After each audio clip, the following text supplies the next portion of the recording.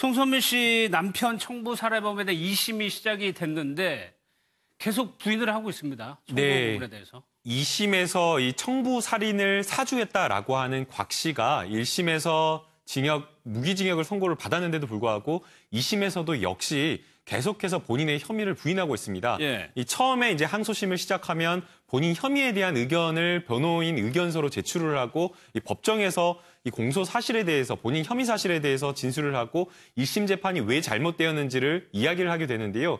항소심에서 이렇게 곽 씨가 이야기를 했다라고 합니다.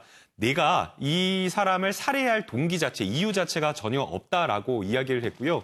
그다음에 이 스토리, 그러니까 살해했다라고 한 이 실제 살해 행위를 한 조모 씨의 이야기나 진술은 완전히 그것은 살해범이 만든 그냥 시나리오다. 그리고 이것은 영화와 같은 스토리이기 때문에 이거는 있을 수가 없는 일이다라고 그렇게 이야기를 한 상황이고요. 그럼에도 불구하고 1심에서는 여러 가지 이 조모 씨의 그러니까 실제 살해 행위를 했던 조모 씨의 진술이 있을 뿐만 아니라 문자 메시지라든가 여러 통화 내역 등이 있는데도 불구하고 1심에서 이 곽모 씨가 본인이 사주하는 것을 이렇게 부인하는 것, 아예 시종일관 부인하는 것 자체가 본인의 범죄 사실을 반성하고 있지 않다라고 지금 판단하고 있는 것으로 보이고요.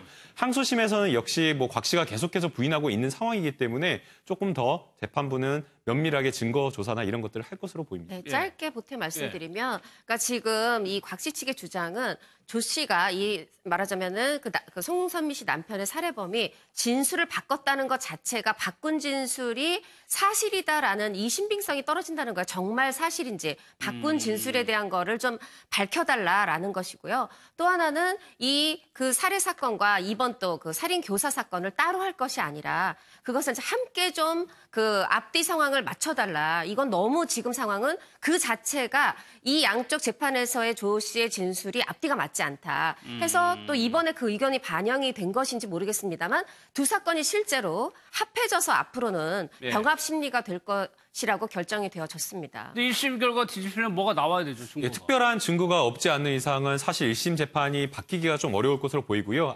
앞서 기자님께서 말씀을 하신 대로 현재는 곽모 씨하고 조모 씨, 그러니까 사주를 한 사람과 실행행위를 한 사람이 재판이 1심에서 분리돼서 재판을 받았습니다. 그런데 항소심에서는 모순되지 않게 면밀하게 같이 함께 재판을 할 것으로 보입니다. 알겠습니다. 오늘 준비한 내용은 여기까지입니다. 마무리하겠습니다.